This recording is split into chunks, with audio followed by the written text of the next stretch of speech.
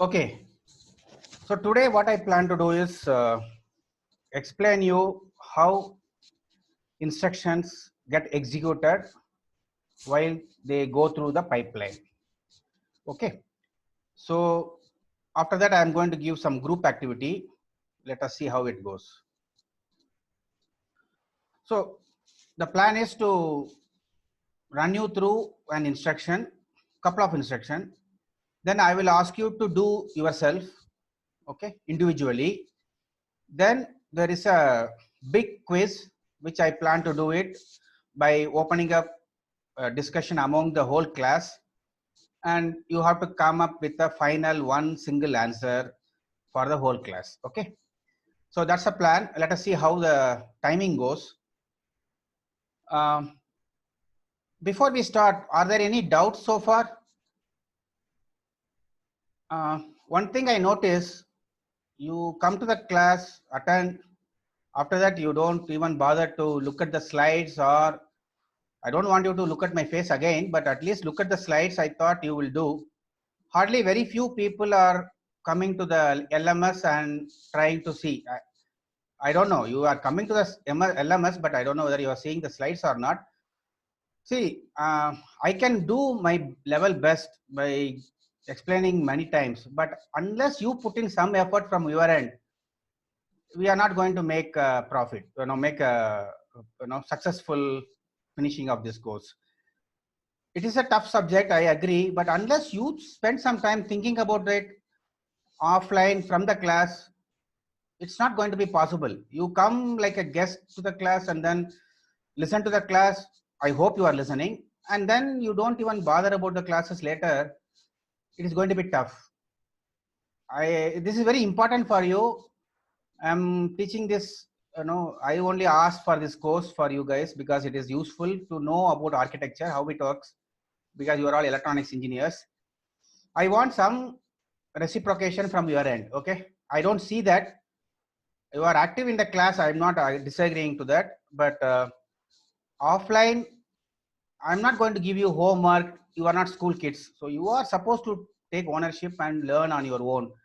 I don't know how many of you even opened the PDF, the books I shared. I leave it to you guys, okay? Anyway, I am making my attempt as much as possible. I want the same or at least 50% of that from your end. Okay, let us start. So you all have seen this instruction from ARM. I am using the ARM syntax here on a MIPS pipeline, okay? So it doesn't matter as long as we understand what is the instruction, what is the job of that instruction. It doesn't matter whether the syntax is same as MIPS or ARM, okay? So I am sure you will be able to know what is this instruction doing. It is adding R2 and R3 and then putting the result into R1. And while we discuss about ARM as well as using the MIPS pipeline, we assume that this is a 32-bit wide instruction, and we assume that the registers are 32-bit wide, and this is an integer ALU which is performing the job. Okay, these are all the background assumptions we make. One more thing is, our focus is on one instruction going through the pipeline, okay, which is given in the top. And then what is happening to that instruction, or what is done by each stage for that particular instruction while it is passing through different stages. That is our focus. So understand the context so that you will be able to appreciate what I am trying to say. So we know that there are 5 stages, and each of those stages have different jobs to do. I am assuming an instruction, which is this one, is coming into the pipeline, and then what happens to complete the execution successfully by the end of 5 cycles, okay, when the instruction is passing through the pipeline. So remember, the processor has one single pipeline and one instruction memory interface, and instruction cache is also there. Instead of memory, it may access from the cache, and then one register set where this R1, R2, R3 are inside, and then one ALU which performs an integer arithmetic, and then a data memory interface through a data cache, and the result is again returned back to into the same register set. Okay, so these are all distinct hardware blocks, and what is in between them? There are some registers. I have never mentioned about the length of the register. Don't think that if I say a size of this, don't assume that it is only 32-bit wide. It is much more. I will explain why it is. Their job is to pass on what is happening from one cycle to the other from each stage, because during one cycle one instruction is going to be there. In the next cycle this instruction would have moved here, and then a new instruction is getting fetched here. So when this hardware is getting a new instruction, it should also be given what all its inputs. Okay, these are all standalone hardware. They need some input to perform something during the cycle. I am assuming that everything is taking one single CPU cycle, so they need to be given inputs, and it should be stable. The input should be stable. It should not be varying. So before the cycle starts, it is loaded into these registers. Whatever are the inputs needed for this stage, it is loaded here. This is like a handoff. Suppose if you imagine a letter being posted from Myanmar to Bangalore coming, this is Myanmar and this is Bangalore. The postman there collects the letter at MAT post box and then pass it on to the Mandalay post office. Now Mandalay post office segregates letters and then passes on to Yangon post office. Now Yangon sends it through aircraft, maybe airlifted, and then it lands on Bangalore, and then Bangalore to my home. So in each of those stages, there should be some handoff, because once one letter has gone, another letter is going to be processed by this post office for different purpose. Similarly, the instructions are also flowing through the hardware, and they need to be processed independent of the other instructions which is getting processed in the other stages. So if you imagine, after some time, one instruction will be here, some unrelated instruction will be here, some other instruction is getting processed. They're all happening during the same cycle. Please remember, each cycle, all of them are active. All of them are doing some useful job. Only thing is they will be operating on different instructions, 5 different instructions. They need not be same. They will not be same. They are 5 independent instructions, and part of the processing is done by each of those stages. Okay. Now let us look at what happens when add enters. Don't worry, prior to add, what was inside this, I am not bothering about it. I am only concentrating on only that instruction, add instruction, which is going through this. I'm not worried about what was inside, because by the time this instruction comes here, what was here would have moved here. So I am assuming that it is independent of what was done before. So during the instruction fetch cycle, in the cycle CC1, this instruction is fetched from instruction memory, which is nothing but a cache, and it should be loaded in a place where it can be read by the decode stage. So the decode stage wants the input from this pipeline register, which is the IFID in pipeline register. So the instruction which is read is nothing but a opcode with all the operands. This information is in instruction register normally in an unpipelined CPU. Here IR is nothing but a part of pipeline register itself. So whatever has been read from instruction memory is written into this, then the job is done. This job is done.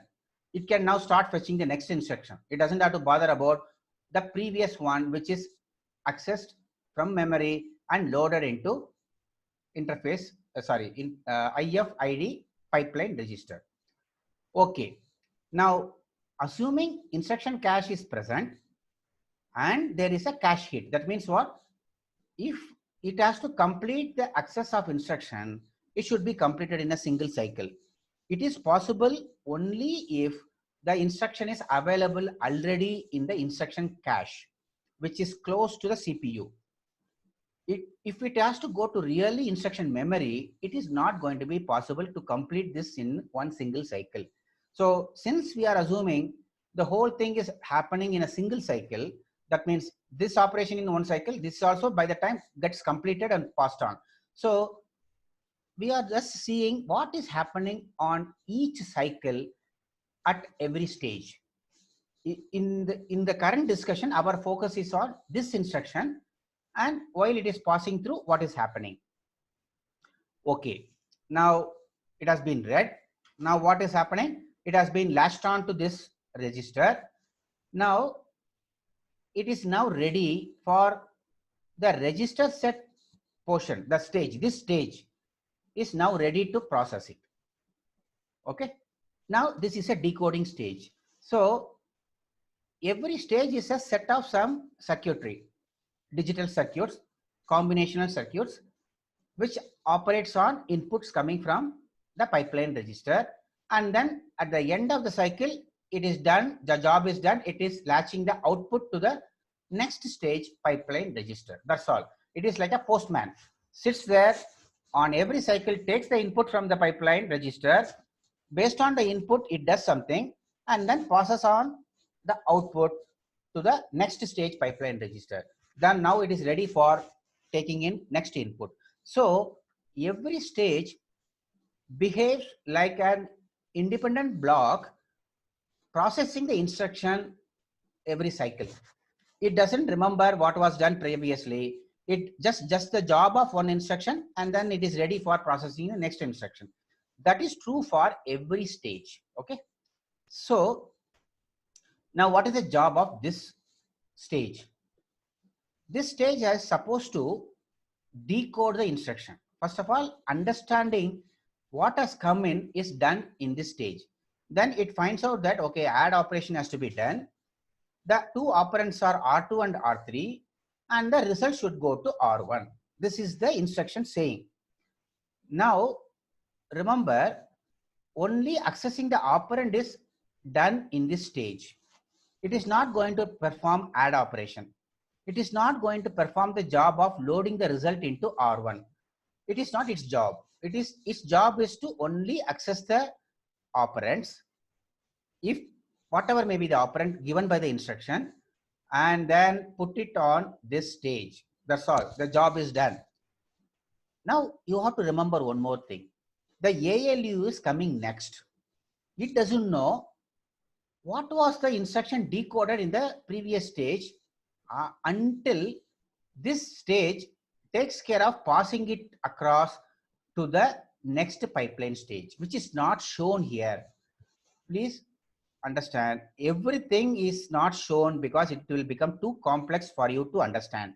I am just explaining the concept now. I will show you the real circuit, then you will know how complex it is. I am not going into that now.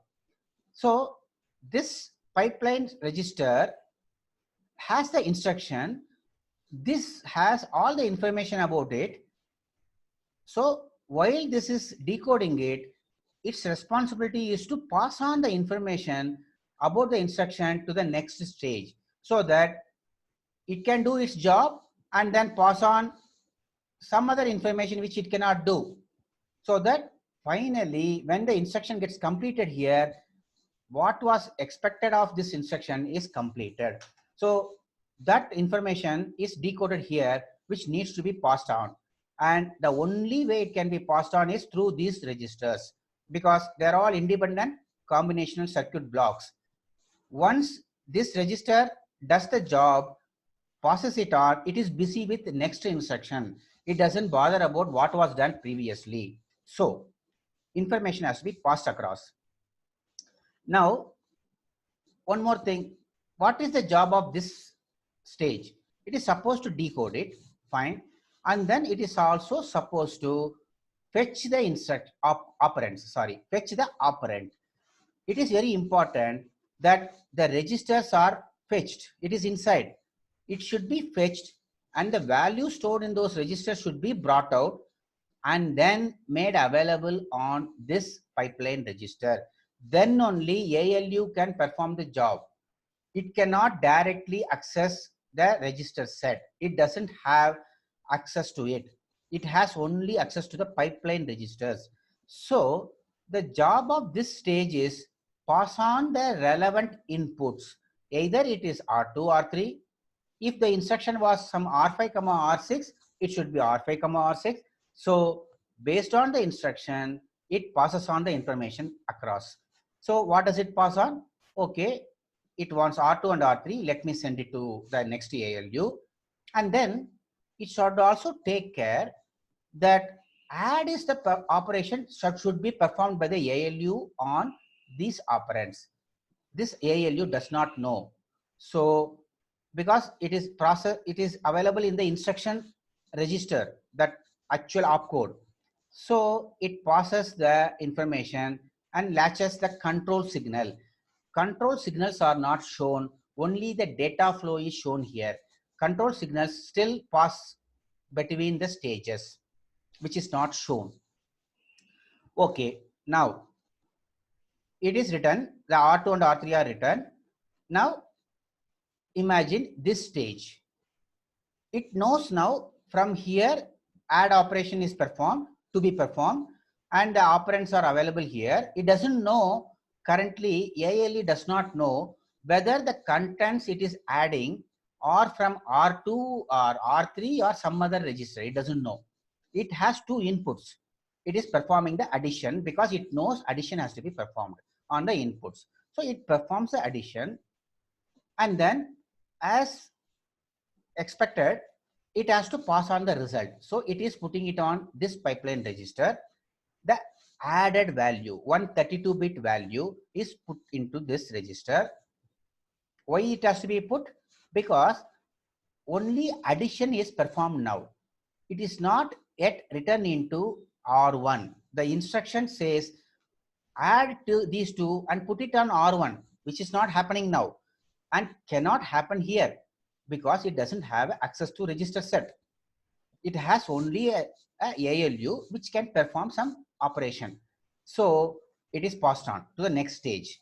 It doesn't bother whether the result has to be written into a memory or the result has to be written into a register. On which register, it doesn't care. But this stage also has to take care some information about R1, which is available here, passed on by this stage to next stage, because it is not doing the job, but it should pass on. So that happens automatically. Hardware wired things happen. So remember, I am not showing here the information that the result has to be stored in R1 is passed across. This is a control input. Okay, now let me show what is happening in the memory stage. See, instruction here is about addition and about adding two registers and putting it in another register. It doesn't have anything to do with memory, but memory stage is in between. So, but it has to spend some time there, but it will not access memory. Just because I am passing through the memory cycle, this will not initiate a memory cycle. Just because it is passing through a memory stage. It is dependent on the instruction. Currently, the instruction which is going through is the add instruction, and the result is to be put on R1. So there is no need to access memory. So there is a shortcut data to be passed. So through that, it is passing on the result which has come here to the next stage, because writing into R1 is happening here. So, but one more thing, one cycle will be lost here. You cannot say, I'm not doing any memory, so let me go quickly to the next stage. It's not possible, because there is some other instruction which is being processed here. You cannot send two instructions to the same stage and it will be a total confusion. It will not perform the job. It has to be stage by stage. So if it is not supposed to do data memory access, it will not do. That information is coming from here. So it knows it is processing add instruction and the result is available, but it is not to be written into data memory. It is somewhere in some other register. So pass it on to the next stage. Its job is done. So this job is to just pass on the values, the result values. It doesn't care whether it is going to be written into R1 or R5. It doesn't know. So now the result is sitting here.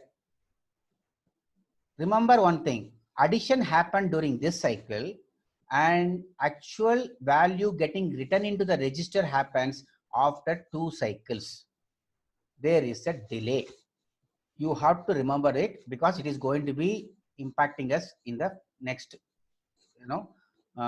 information. Next, whatever we are topics we are going to discuss. Okay, now write back. What is happening in write back? It is supposed to write into the register. That information has come from this stage to this through the pipeline register one by one. So it is supposed to write into R1, the value which is here. When is it writing? It is writing during the first half of the cycle. First half of the cycle. It is very important that it happens within the first half of the cycle. I will tell you the reason soon in the next slide. Okay. So now I missed one point here. Reading happens from the register set during the second half of the cycle. Okay, let me talk about it little about this. One thing I told you, this register set is the same hardware which is shown in 2 places. That means what? This register set is used for while instruction decoding for some instruction. At the same time, for some other instruction, write back into the register set is also happening. It is happening during the same cycle because there are multiple instructions sitting in each of those stages getting processed. So these units are independent. They are unique. They are not shown in multiple places, whereas register set is shown in 2 places, same hardware. So you cannot operate on the register set for different purpose at the same time. So to avoid confusion, writing is done during the first half of the cycle and reading from the register set is done during the second half of the cycle. Okay. Because as far as our instruction, this instruction is concerned, okay, it is reading it here and then writing it here. Don't think that then register set is not accessed in parallel. They are accessed in parallel. When the add instruction has moved to this stage, remember one thing, so many instructions are again, not so many, at least 4 instructions are already coming in. They are getting processed. So there may be some instruction here which needs a operands from register set. It will be done during that time. The same time when the result is getting written. So they happen during different point in time. One during the first half of the cycle, then during the second half of the cycle, the reading happens. Okay. I hope this instruction execution is clear, and I am having a doubt coming here. I didn't see. Let me address that. ID and WB, since each of them have to leave time for the other to operate, do they always need to have the same time taken? Very good. I think I answered the question now. Okay. See, both of them happen during the same CPU cycle, but the writing is done in the half of the CPU cycle time. Okay. Suppose the CPU cycle time is 1 microsecond. Within 0.5 microsecond, writing is done. In the next 0.5 microsecond, reading is done. Okay. One more question is coming. If IF stage takes care of all information, not IF stage, ID stage, please remember, IF stage job is to only fetch the instruction. It doesn't take care of everything. It is like a postman. It fetches the instruction and puts it here. After that, it doesn't know. ID stage only understands the instruction. So decoding happens during the ID stage. So it knows about the instruction in this stage. Instruction arrives here, but about the instruction is known during the ID stage. Okay. And passes it to each stage, like add R1 destination. Yes. So it has to pass it to the next stage. ID is understanding about the instruction and passes to this. And it is not passing it directly to everyone. Okay. Remember, it is stage by stage, because during this passing, there are some other instructions there. So you cannot pass it directly. Okay, R1 has to be written. No, you will get an instruction. Please wait. R1 is coming. You write. No, it is not told in advance. It is done in stages. The information comes first here, then to this, then to this. Okay. It hops from one stage to the other. Okay. Good. Good questions. Keep asking so that now if I don't address your question, stop me. Okay. Otherwise, I look at the chat box. It is very helpful. Okay, guys. I hope. Okay, one more is coming. So let me address that before I go. Why accessing operands is done on second half of the cycle? As accessing is coming first, so it should be on the first half cycle. Okay. Very good. You think it is coming first. It is coming first for as far as this instruction is concerned. While this instruction is going through, operands are read first and then its results are written next. But there is already one instruction here which is waiting to be written into. The result has to be written into. Remember, if you look at only from this instruction perspective, what you are saying is correct. Operands are to be read first and then only writing. Yes, as far as this instruction is concerned, it is true. But you have to think from the register set perspective. Register set is a hardware which is being used by two stages simultaneously. One for the purpose of this instruction, at the same time for the purpose of another instruction. Now, you have a choice to make. Whether should I do write first or read first? You can decide to do in any order you want, because you have to do it in the cycle. I agree. It is for different two set of instructions, but one is for reading purpose, another one is for writing purpose. Now, let me ask you one question. Which instruction came first into the pipeline? The instruction which is in the write back mode or write back stage has come first. It is getting completed now. It is supposed to put the result into some register set. And then there is another instruction down the line, 3 cycles later, one more is coming in. It needs some operand. Now, I don't want to jump the gun. Keep in mind why writing has to be done first, not reading. If you get the answer, you can send me on the chat. Why do you think it is writing done first before reading? As you said, I could have designed the hardware such that ID stage reads the operands first. In the second half cycle, the results are written. Okay, it could have been done that way also, but it is done for a purpose. Very good. I got an answer from first one who, okay, I not pronounce the name, is E6, that to get updated value. Very good. Okay. One more question. What if its time is the first instruction? Okay. No other instruction is ahead of it. Then ID has to wait for other half cycle for reading too. No harm. You are not losing anything. Please remember, every stage is supposed to, okay, let me explain the question. Okay, maybe others may not have understood. Okay, very good question. Now suppose this instruction is the first instruction in the pipeline. There is nothing here, nothing there, nothing here. Now question is, why should this guy wait for half a second, half a CPU cycle for reading the operand? I'll answer with the two things. First of all, you are building the hardware for a generic purpose. You cannot build a hardware assuming that no other instructions are there. That is going to be a rare occasion. That is one thing.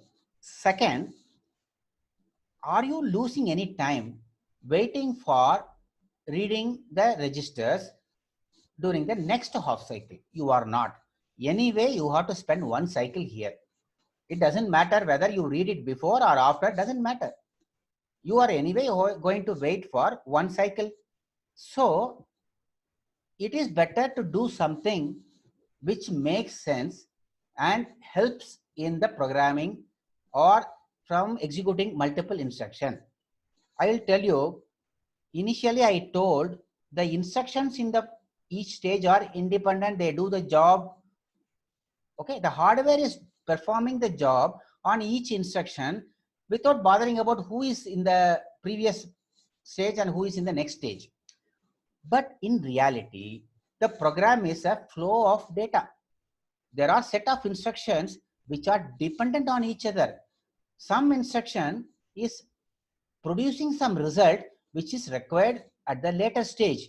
So you have to think what makes sense while designing hardware and make it design such a way that you resolve some issues. Okay. One thing is to get the updated value which is getting updated here. Suppose this is, okay, let me tell you the reason here. Suppose this instruction is writing the result in R1, sorry, R2. Suppose this is writing the result in R2 and add instruction is coming here. It is going to read the operand from R2. Now the programmer has written that in the first one instruction I am writing something into R2, and then after some two instruction I am trying to read from R2 the value which was written by the previous instruction. Remember, programmer does not know there is a pipeline and there is a delay in the execution. It is transparent to the user and it should be performing as expected by the programmer. I will come to that. I'm jumping the gun because someone is asking the question, someone is answering the question. So wait a minute, you will understand it soon. Okay, one more has come. Let me read it. What if it's the first instance? Okay, that is the same thing I am reading. Okay, I'm reading the same question. Yes. Okay. I hope you got it. What I've explained now. I'm sorry. Okay. Okay, guys. Now let me go to the next stage. Actually, I'm answering all your questions here. Okay. Good questions are asked. I'm answering them now. I'm showing you a different picture now. Instruction I plus 1, I plus 2, I plus 3, I plus 4, they are all coming in one after the other. I is entering here. Imagine the instruction which came as I is this one. Okay. R1 and R2 are to be added and R3 should have the result. Okay. Imagine this situation. You understood how it executes. You know that R3 is getting the value during this cycle during the first half of the cycle. R3 is written the result of R2 plus R1 during the C5 if I is coming in at CC1. Remember, there is a delay of 5 cycles. Now, you know what is the instruction saying. Imagine a situation. The user, the assembly programmer or the compiler has generated a code which has add R3, R2, R1 and then let me say 2 no ops and then add R6, R3, R5 is suppose this is what the user wants. What does it mean? The assembler programmer wanted the R1 and R2 to be added to put in R3 and that value to be taken and added with R5, put in R6. This is the user intended behavior. The user does not know that execution is happening over different cycles. Okay. If I give you the program and you read it, you will assume that this is completed, no op is done, no op is done, then this is done. Now, what will you think? During this stage, R3 has the result of add. That is what is the data flow happening as per the program. But the hardware is doing something in between. It is delaying some actions. It is taking so much time to even come and write the result. By the time this wants the operands to be fetched, it wants it to be fetched during this stage. During this stage, during the same cycle as CC5, it wants the operand to be read. Okay. Now, I have given no op, which is a no operation. Just to tell you that I don't want any confusion, that these instructions are not having any influence on this instruction. They are not operating on R3, R5, R6 or whatever. So assume that they are all no ops. So there is a dependency between these two instructions, because the destination, the result of this is required here as a source. They are dependent. Now, is it possible for this instruction set, this sequence of instruction to work properly? Okay. Now let us look at it. As I told you, the writing happens during the first half cycle. So R3 is written with the new value during the first half. And immediately after that, the second half cycle, because this instruction is here, because it has come here in I plus 3 came here, and then during the next cycle it will be here. It has decoded it and it wants R3 and R5 now, but R3 and R5 are read during this time. Will it not get the updated value? It will. So it answers all your questions. Very good. You are thinking ahead. The result which came here is made available here. So there are no issues as far as these two set of instructions. But let me throw one question now and leave it to you to think. If suppose I had this instruction not as I plus 3, maybe at I plus 2. Suppose this instruction came in during this time. What will happen? What will happen?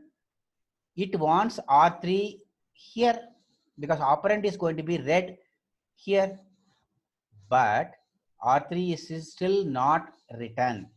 This value is not updated value. R3 is still the old value. So if this instruction is executed through as a I plus 2, you cannot expect it to work properly. But you may think, I will make sure that always there is a delay. Okay, please think. You may think like that, but it is not the right way of thinking. You cannot. There are some ways where you can, you can influence the instruction organized in such a way, but this is little too much to say. I will not allow. Yeah, it is also one way of doing it. I will not allow any instruction which is using the result of the previous one for the next 2 cycle. You can put on so much of restrictions like this. These restrictions are, first of all, should be followed by the assembly programmer. If I am writing the assembly program, I have to be told and I should remember that I should not write in this instruction sequence because the pipeline is having this dependency, which is too much, which is error prone. One thing. Second, it will actually make the compiler so much ineffective. It has to keep track of so many things, and then it has to keep pushing that, oh, I cannot put the instruction here, so I have to delay it.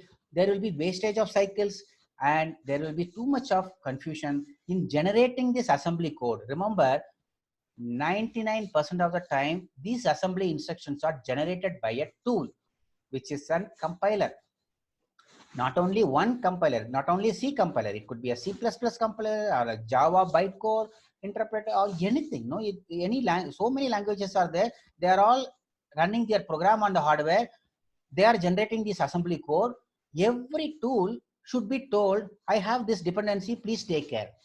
This is like ECE guys telling the CSE, hey, do all these things. My hardware is restricted. Please don't do all these things.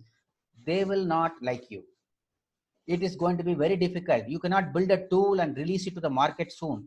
So hardware guys have to play around with their skills to adapt how much is possible for me to handle. And then what should I put it in hardware? What should I put it in software? Needs to be addressed in a proper way. There should be a balance. Okay. I can always tell the compiler to do something, but there is a limit. Okay. So if this is what is happening is we are allowing this kind of a delay without any problem if this happens. Okay. Now you cannot prevent somebody writing this instruction here. Now what happens? If it happens, there should be in the hardware, you have to know, I have a previous instruction which is having the destination as R3, which is not yet completed, and this instruction wants that as a source, so I should not allow this instruction to proceed. If I allow it to proceed, I am going to pass on a wrong value. So I have to stall. Stall means stop. I have to stop execution of this instruction because the result is not available. I will wait till it is written and then I'll do. So there should be some means of detecting this because you are aware of it, because you know previously you have decoded the instruction in this stage and you knew that it was R3. Now you are also decoding the next instruction which wants the source as R3. Now you have to say there is a clash. There is a, no, the result is not yet available. I have to do something in the hardware. So remember, these things will come soon. Okay. I'm just, because you asked me, I'm telling you that.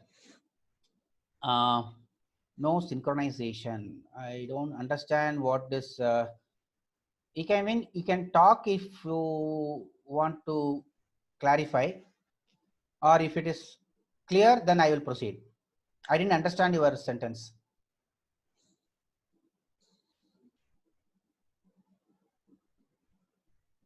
I mean, okay, I don't know. Let me proceed. Okay, guys, I hope you are able to understand that as long as there is a gap of this much, this is not going to be an issue, and it is actually helping you to write the results in the first half and then read the operands in the second half. At least this much of delay, you are able to execute the instruction without any problem. Okay, that much we'll understand here. Let us proceed. Now, what are the implications of pipeline? Suppose I just know whatever I explained, I am going to explain, put it in the slide. We have two stages which are using the register set during the same cycle, and these users are distinct. This distinct means they are different. This is for one instruction, then this is for some other instruction. They are, sometimes they are dependent, sometimes they may not be dependent. Okay, so it is meant for two different instructions. That is true. CPU may need to perform how many? At least maximum 2 reads, because I need maximum 2 operands. So it has to perform 2 operands, read, and then 1 write. Result will be always 1 output. Okay, you will not write into 2 registers. So it is 1 write. It has to perform 1 write into one of the generic registers. So it has to happen every cycle. So how is it happening? It is happening into 2 halves. Read is done in 1 half, writing is done in another half.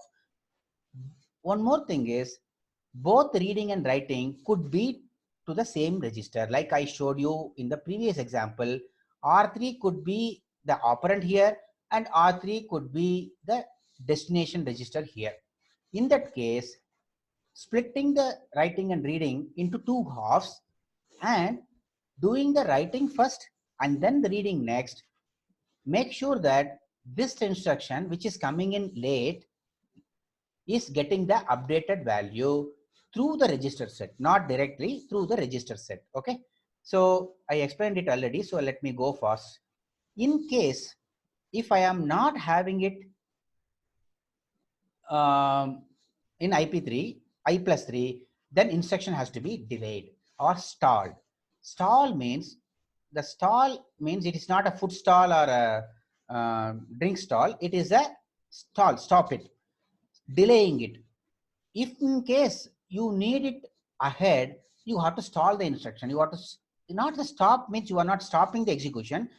You are delaying the execution till this cycle is completed and then you will proceed further. Okay. It has to be done in the hardware. Okay. Everything has to be done in hardware. What I am talking about is hardware based. Okay. Fine. That is about instruction, register set access. One more dependency I will tell you. I don't know whether you guys have paid attention to it. To start a new instruction during every CPU cycle, remember every CPU cycle in the IF stage, CPU must increment PC by 4 if it is a 32-bit RISC processor and the instruction width is 32 bits, and store the new PC value before the end of IF stage. Let me explain what I mean by that. See, everything is happening every cycle.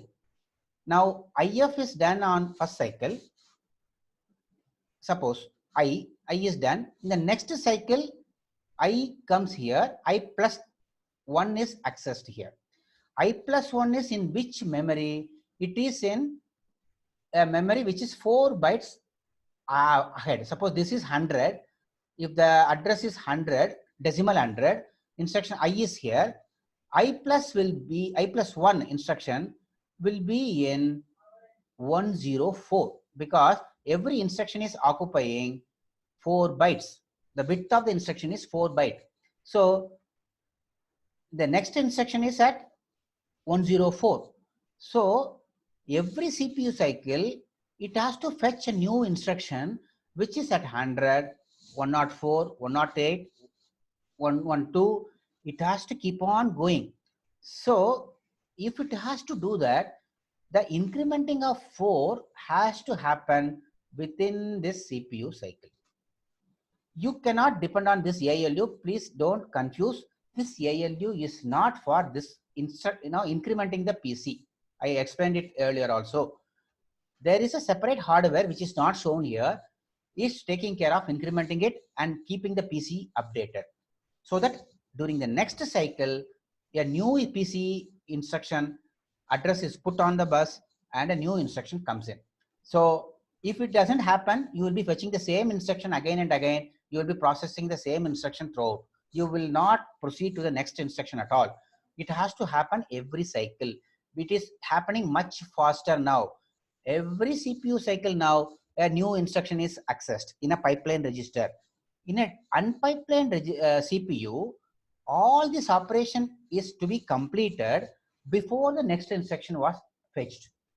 Remember, in an unpipelined CPU stage, we did not have multiple stages. We did all of them together in one single CPU in a logic circuit. So it is going to take more time before you access the next instruction. 5 times slower access to the interface in instruction memory.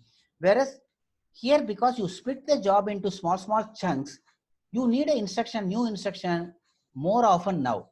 5 times faster you want. So the memory interface in the pipeline register is much faster than the unpipelined CPU for the same technology node, for the same hardware. If you don't understand now, don't worry, I'll come back. Okay. If you understand it, you will appreciate that this instruction access is going to happen more often now than a unpipelined CPU. Imagine one thing, in an unpipelined CPU, all the jobs are done together with one logic. and then the next instruction is accessed. Suppose each of those hardware logic is taking tau I said that, okay, delay. The total execution of this instruction is going to take 5 tau. So next instruction is now needed only after 5 tau. So the instruction memory can be slower memory, but here it has to be faster because it is 5 times faster here in the pipeline case. Okay, I will finish this slide and then we will go for a break. So to start a new instruction, during every CPU cycle, IF stage has to increment it by 4. This is performed by a dedicated adder circuit.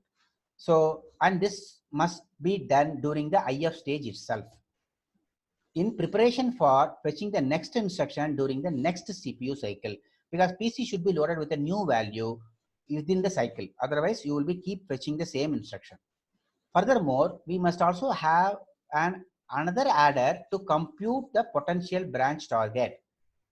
Do not worry about this because you will not be able to understand.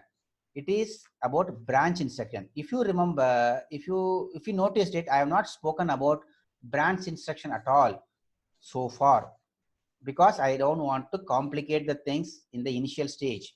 More complex things are coming. Okay, that's why I'm asking you to read the slides after the class. Otherwise, there will be a gap between you and me. Not only the physical distance, Bangalore and Myanmar, mental distance. I don't want that to happen. I hope we are all connected. Okay. So this is, I'm not talking about this now. I hope incrementing PC by 4 has to happen within the IF cycle is clear to you. Now, okay, let me ask a question. Do you want me to complete this before the break or after the break?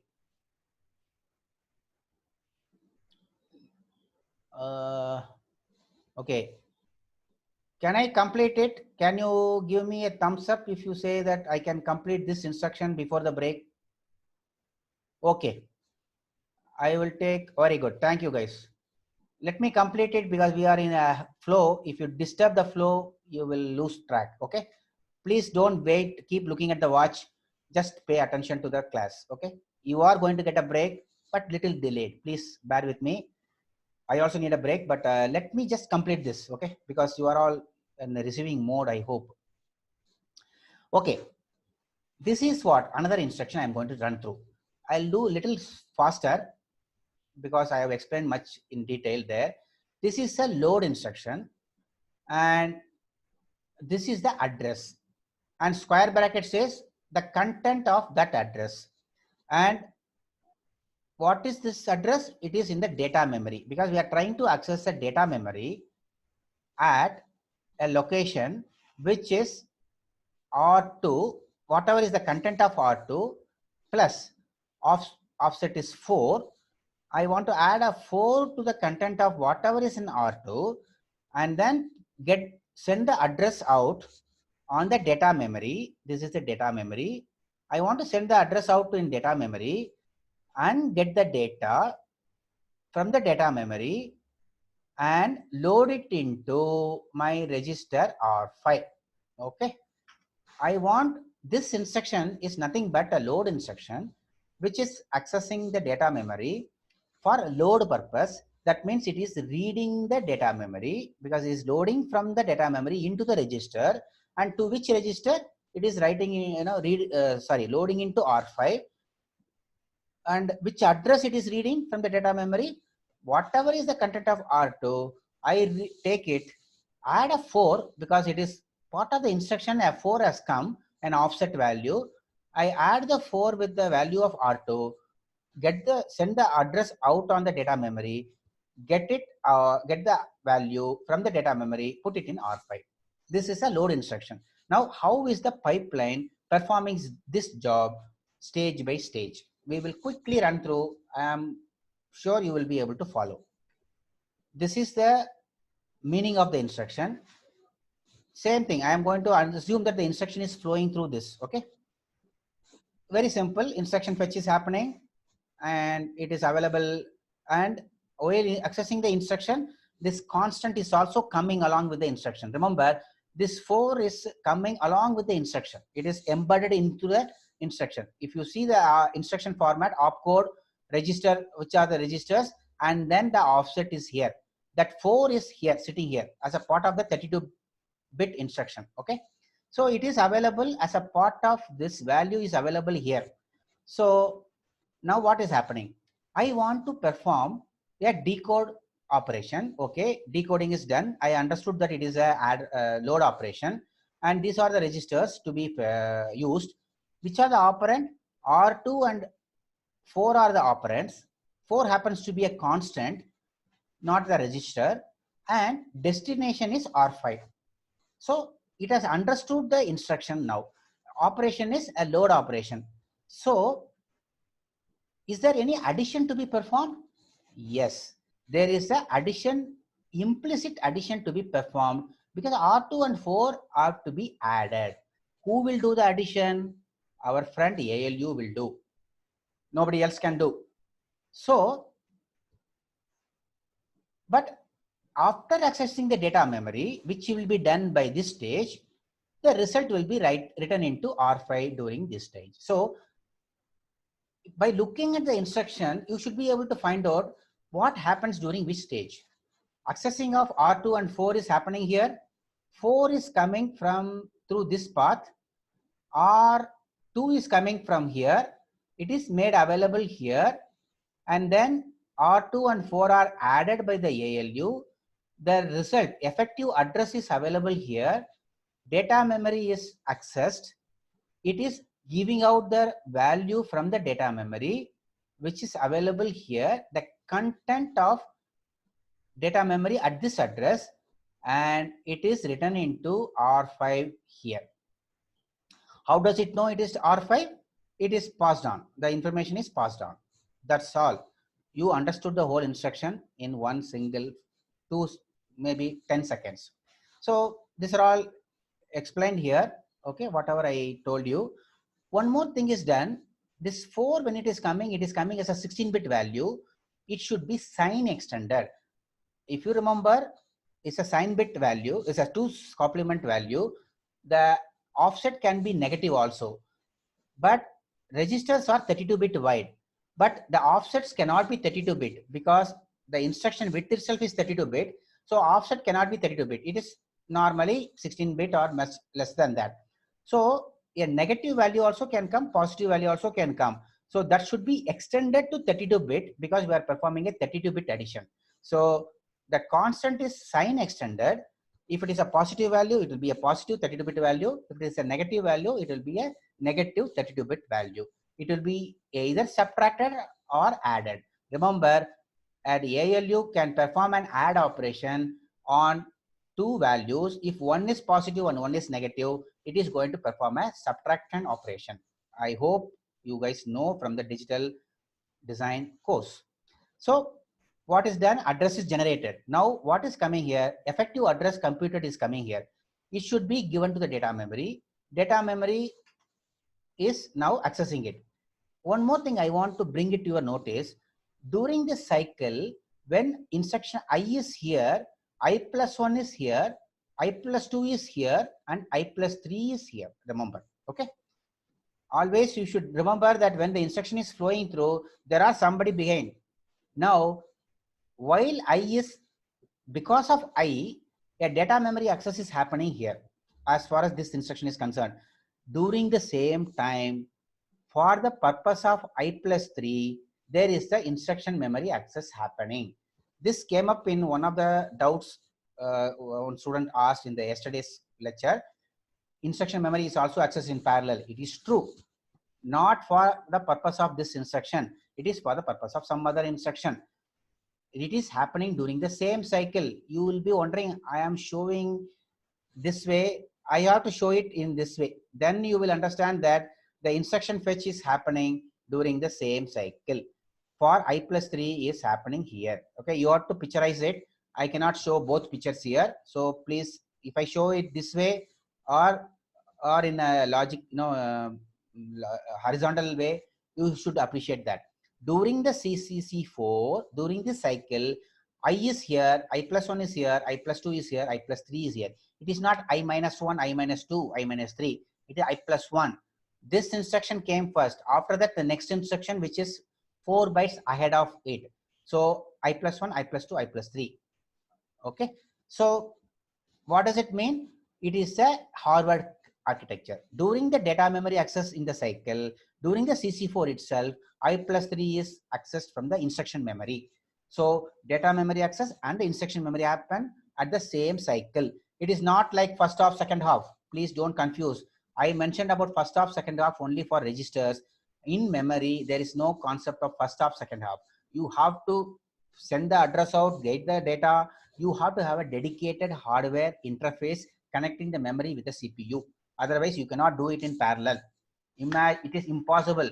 And we are thinking of doing it in single cycle. So it has to be two different interfaces. So it's a hardware architecture which is enabling you to do. Okay, data memory access. After that, what happens? Once the data is given by the CPU, this is the content of EA. Okay, it has come from the data memory. It has to be written into, okay, I'm not showing it here. Okay, I'm showing it here. During this cycle, it is written into R5. Okay, I hope it is clear. We will stop now. Let me see what is next. Okay, next quiz, we will do it after the break. What is the time, guys? 1 second.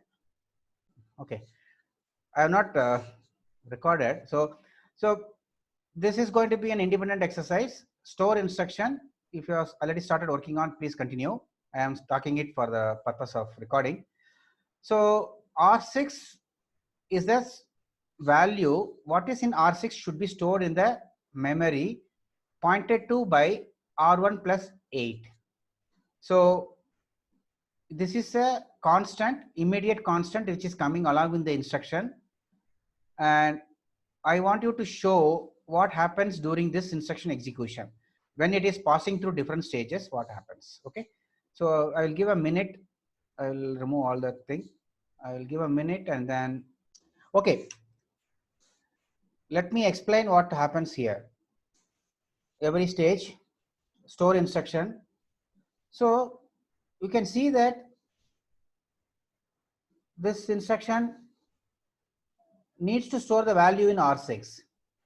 But actually, the value in R6 is loaded into memory during this cycle only. And if you notice, during this stage, it doesn't have an access to register set. If at all you want anything to be passed across, it should be done here. So you should have noticed that R6 should be accessed during operand fetch during this cycle itself. Though it is not an operand for this operation, it is required to be accessed. Without accessing R6 during this cycle, you cannot write into the data memory. So that is the first thing we should have noticed. So let me explain. First cycle on IF, it is reading the instruction. That's all of you might have guessed it right. Now during the operand fetch, R1 should have been accessed. 8 is coming in the IR, so it can come through this path. And R6 also should have been accessed. If you see this, here also only maximum 2 reads are there. One read of R1, other read of R6 from the register set. Now, where can it keep it? It has to be kept in the pipeline register to be passed across to the next stage. Remember, I told you that whatever is required, you can put it here and then in the next cycle it is shifted out. So those values are passed across. So R6 is not needed for ALU. Remember, if you understand it clearly, R6 is not required for ALU, whereas it is required here during the data memory write cycle. This is the write cycle into data memory. Address is coming from the ALU. It is nothing but the value of R1 plus 8, which can be done during the next cycle of this EX cycle. R1 plus 8 is done during the EX cycle using the ALU. R6 is passed across. It is coming here. So you have an address ready data is also ready, and it is a store operation. That means it has to be written into the data memory. We are storing the value in R6 into the memory at this address. So address is computed by ALU, offset is added. This is called effective address, EA. Effective address is computed at this during this EXE cycle, and R6 is just passed across because it was accessed here for writing purpose. Writing happens here, reading from the register happens here. So R6 comes here and then it gets written into this. There is nothing to write in the write back. If you thought R6 is written here, it is wrong. Here writing of any register is into the register set. Our intent is not writing into the register set. Just because it is write back, don't assume that everything is written here. Write back does not have anything to do here. There is no result to be written into register set. Here, if you see here, what is this instruction about? It is accessing these two values, adding them, and then storing the value of R6 into that address. So actually, the execution of this instruction is completed by end of this cycle, because your job was to write it into the instruction data memory, which happens here. But this is a waste of cycle which cannot be avoided. No, you cannot say that instruction is completed execution until this, but actually for all practical purposes it is done here, because once it is written into data memory, job is done. Okay, so that is the flow. I don't know how many of you got it right. If you have got it right, be happy. If you don't, understand where you went wrong. Okay, nothing to feel bad about. But if you understand now, it's okay. I'm not expecting you to come up with the answer first time. It is difficult. That's why it's called Advanced Processor Architecture course. Okay. Next, I have explained it there. One simple question, and R6, R7, R8. You know what is the operation. I am sure you will be able to do it 100% correct. I will give you 1 minute time.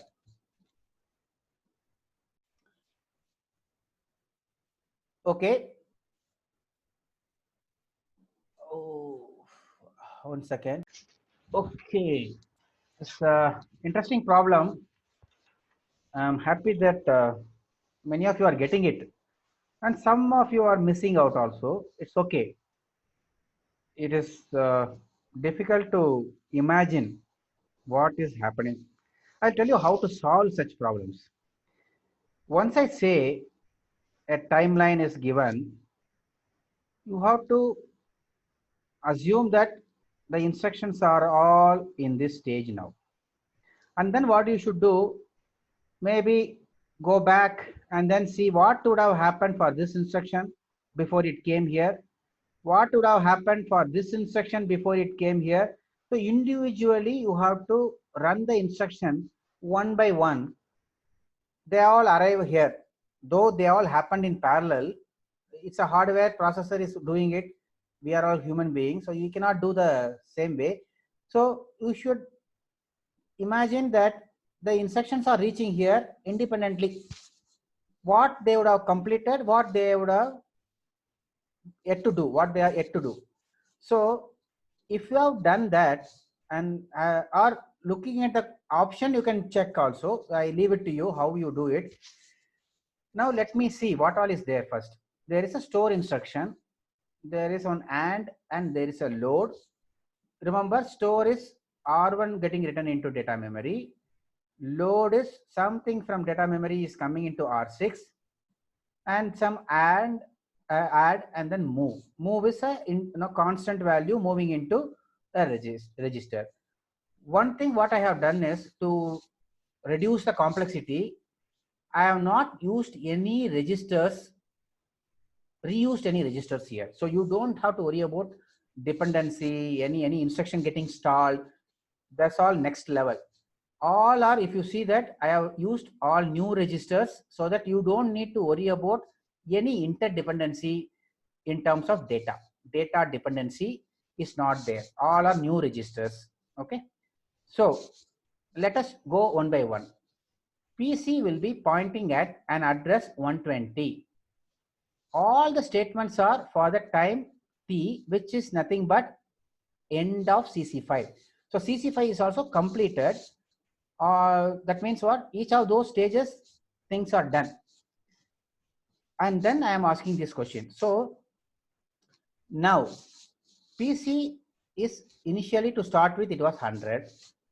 When this is accessed at 100. This is 104 decimal values, so you don't have to worry about hexadecimal. 108, because I said that it's a RISC and 4 byte width of instruction. So this is 112, this is 116. Now is the question. It has accessed an instruction during this cycle, which is at 116, and then brought the instruction into the pipeline register, IR as like instruction register. Okay. But I also told one more thing. Before the next cycle starts, it should have incremented the PC by 4 so that it is ready for accessing the next instruction. So 116 is the current instruction. The next instruction should be 120 plus 4, and PC should be loaded with a new value so that immediately after that time t, it is going to start off an instruction fetch for a next instruction, which is coming, which is I plus 5. So PC should be 120. Correct. Now, no read access to data memory so far from any of these instructions. I am saying from any of these instructions, no data memory access at all for a read purpose. Now, this is store, so it is writing. Where it has written the write, it has written the thing in write here. During the CC4 cycle, it has written the data memory, it's written into data memory the value. Now, where will the read happen? Data memory read, if you just look at the instructions which are available, which is going to do a read from data memory.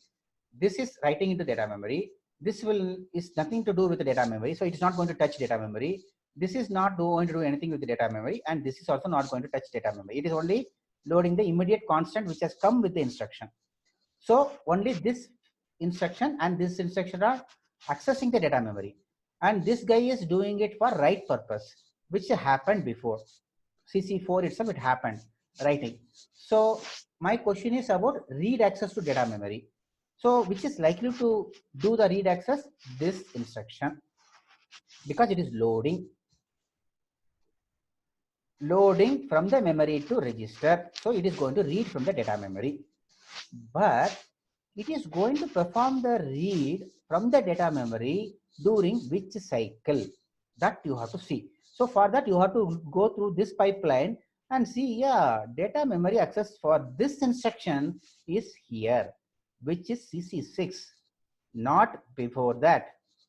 So my statement saying no read access to data memory so far, okay, this far is wrong, FOR, so far, okay. It's so far means so far distance. I should have put FOR. So far from any of this instruction, I agree. This statement is correct. This instruction has not performed the data memory access till now. Its intent is to access data memory, which is not happened. As at time t, it has not happened. So most of you might have gone wrong, and I saw that here also. So both are correct. Now come to C. Value in R1 has been stored in DM. Value in R1, where is it? Okay, this guy is here. Nowhere else R1 is used. Stored in data memory. When it happened during this cycle. Yes, it has happened before. It's valid, correct statement. Correct. Instruction add, which is here, add is here, is at address 112 in the instruction memory. 100, 104, 108, 112. Correct. This is right. The pipeline register IDEX.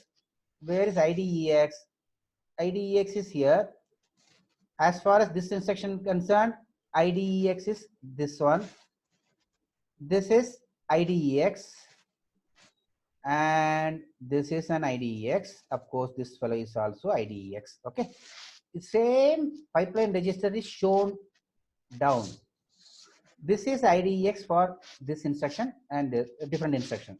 So the pipeline register IDEX, I'm sorry, pipeline register IDEX has the value of R9 and R10 as operands. So at time t, IDEX is here. Okay, because at time t, what those pipeline registers are having is on because of these instructions. Okay, so let me erase everything. So IDEX at time t will be having this values R9 and R10, and the statement says, IDEX has the value of R9 and R10 as operands. It is correct because this instruction is at time t, the values of these pipeline registers, this is what pipeline register. Okay, let me explain again. You have to look at time t. What are the pipeline registers? This is IF and ID.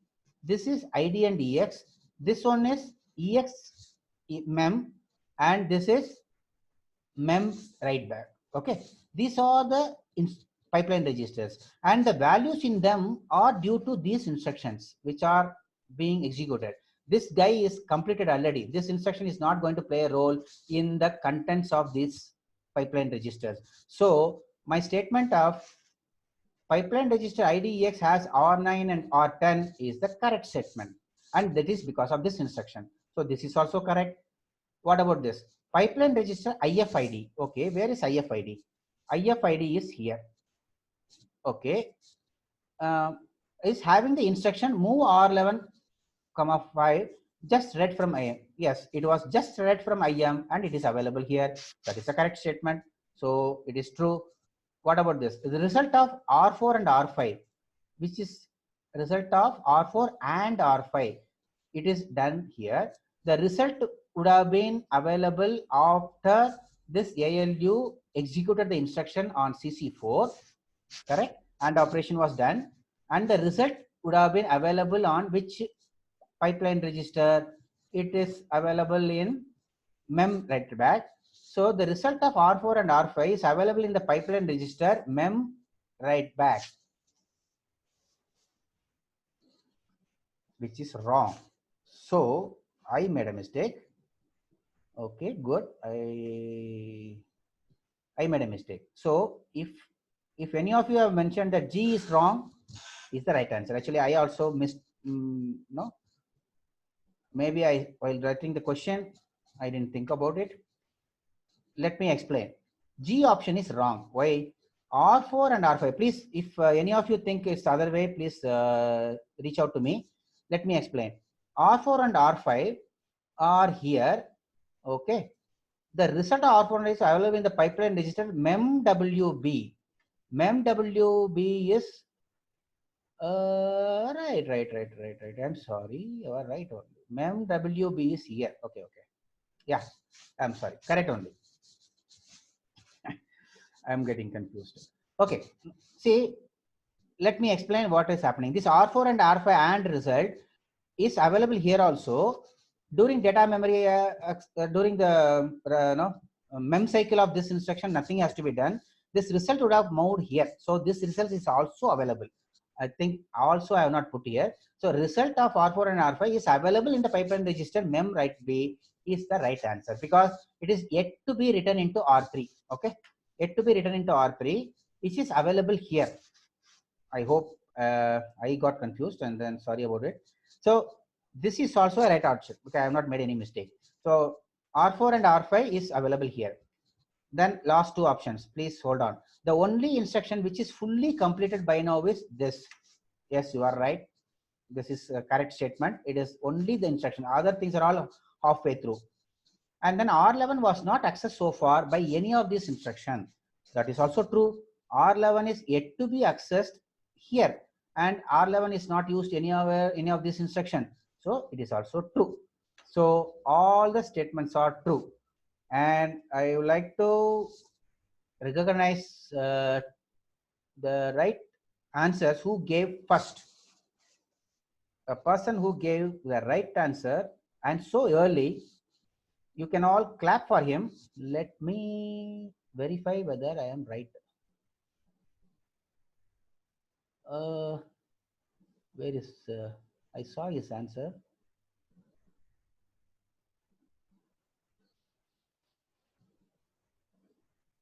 One second, guys.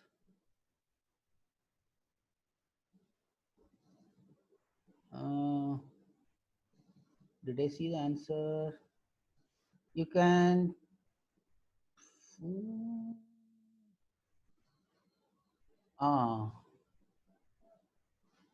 Some of you have made a one single mistake, but I saw. I'm sorry, guys. I am delaying you. I saw one correct answer coming up first early. Let me hold on. Please hold on.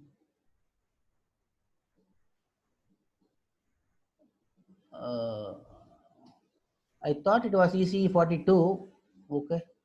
I am not able to verify it. He can tell me whether he sent me the right answer. ECE42. Okay. So there are few people with one single wrong answer, ECE12 and ECE48 with two wrong answers, and then ECE22 is with one wrong answer, two wrong answers. So good, more or less. Even ECE28 has come up with partially correct answer, and ECE19. C and D. So, okay, most of you, these are the people who have, Metin Kai has also responded with maximum options. Okay, ECE42, yes. He has come up with the right answer first time. Congrats. I am very happy with the